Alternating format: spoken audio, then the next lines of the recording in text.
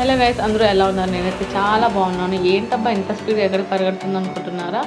నేను మూవీకి వచ్చానండి మా పీజీకి పక్కన ఉన్న మాల్లో.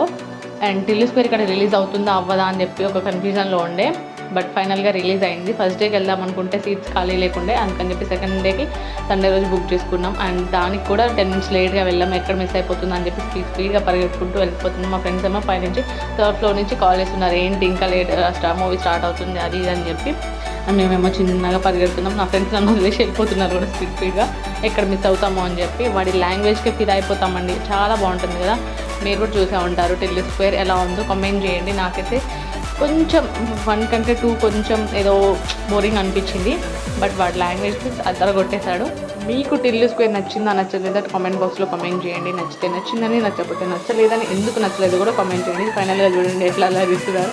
మూవీ అయిపోయింది, ఎంజాయ్ చేసుకుంటూ బయటకు వెళ్ళిపోతున్నాం అన్నమాట. మేము ఫైనల్గా బాయ్.